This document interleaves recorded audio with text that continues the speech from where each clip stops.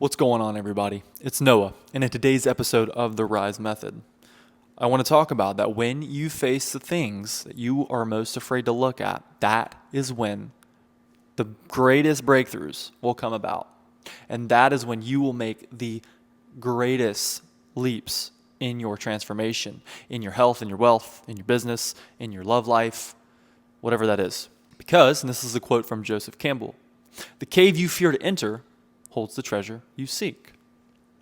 So when you're willing to accept resistance, okay, and to turn toward it and to understand it, to see why it's there in the first place, and not only see why it's there in the first place, but then to simply let it be, that's kind of the meaning of acceptance, you in effect release it, you release the power that it holds over you, and you detach from it. You detach from that belief, ultimately, right? Because all of the resistance that you're experiencing in your business or in finding a romantic partner and wanting to change your habits to be healthier, that is a result of beliefs that you're holding on to internally. At the root of all of those, it comes down to belief.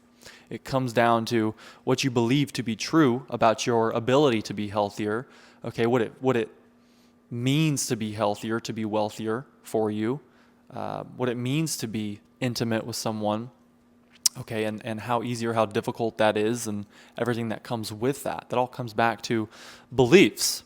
So when you're willing to face those beliefs, okay, you don't necessarily have to go back to the first experience of that. You don't have to necessarily go into an age regression, but you can simply notice that belief, regardless of where it may come from, to notice it and then to accept it, meaning to face it, meaning to acknowledge its presence, right? To be real with yourself and to see that, yes, I believe that to be true. I feel that too in my body. And again, that's what's causing me to self-sabotage in some way.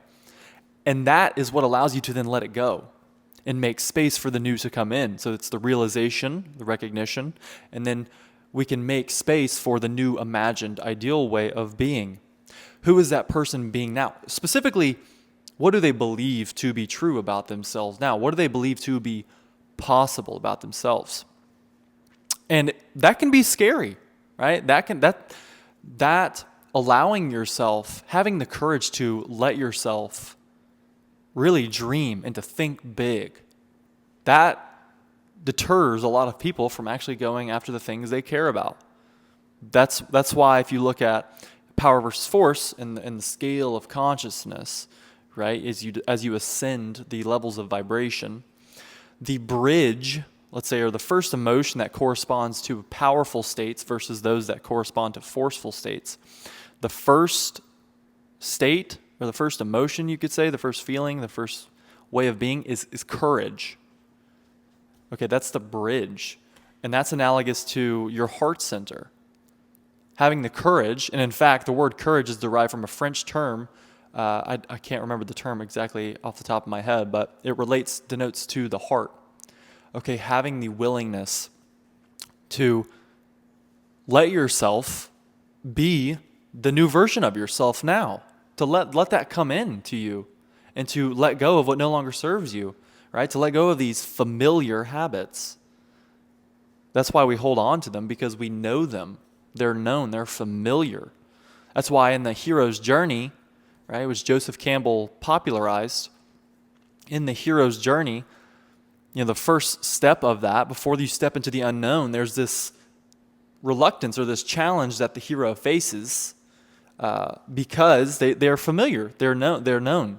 The home they come from, right? The patterns they're used to, those are known to them and familiar, and so it's hard to step out into that unknown because evolutionarily the unknown could bring death, it could bring pain. But you're here watching this video today because it's the next step of your evolution as a human being to step into the unknown, because you know what awaits on the other side, that the cave you fear to enter holds the treasure you seek.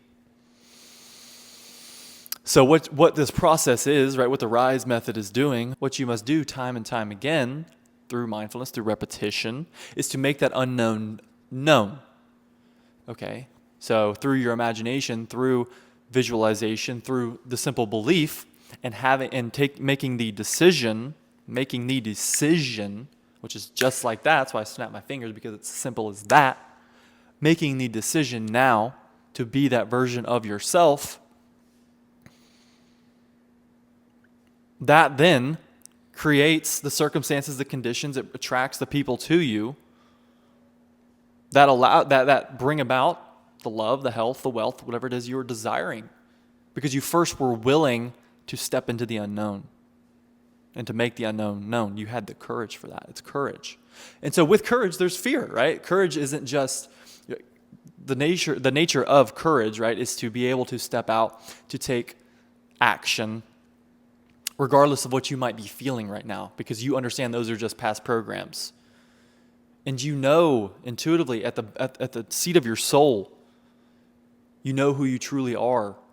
That's what the surrender part is about. That's what surrendering is, and being still to who you truly are. That's what stillness is the ability to recognize limiting beliefs, to recognize these stories that might come up, and to be still to them. Because if you are acting on behalf of them, you're in a way resisting. And what you resist persists. So if you can be still, you shed that conditioning and make space for the new way of being. You cast off the old man and adopt the new man. You've surrendered the old self to the new self because you've cultivated that stillness. You were willing to be still. You were willing to acknowledge the fear. You were willing to acknowledge that you may not have the how figured out every step of the way, but you know what awaits for you in the end. Because once you know the end and live from the end, right, surrender to the end and embody that now, how that person would be thinking, feeling, and acting now if they knew what was already waiting for them, and that was inevitable, right? How would they be thinking, feeling, and acting now? That's the means by which it comes to you. And that, time and time again, that pattern, that's a new pattern you're embedding at a neurophysiological level in brain and in body. So then you get to a point where you cannot help but show up more conscious and connected in your relationships. You cannot help but make the healthy habit. That's just a natural part of who you are.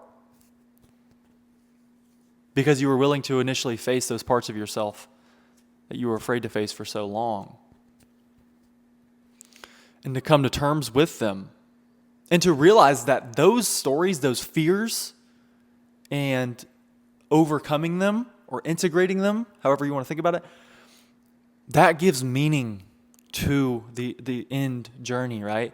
If you just were able to have it now, let's say, if you were just instantly able to manifest it, and $1 million showed up on your doorstep now, you wouldn't be able to appreciate it really, and you would be stuck in your current way of being, and it would just dissipate. That's why people who win the lottery, typically, I don't know the statistic on this, but a lot of people who just win the lottery, they end up losing or just spending all of that money, and as opposed to investing it and looking for ways to grow it and to maintain and sustain that wealth for years and generations to come.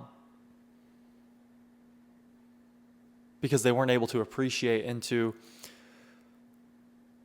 they weren't willing to change their state of being to receive something like that and to maintain a vibration that's resonant with that state of abundance and wealth. And that ability to maintain that state in abundance, it comes with the meaning that you inherit from overcoming your struggles, your challenges, your stories.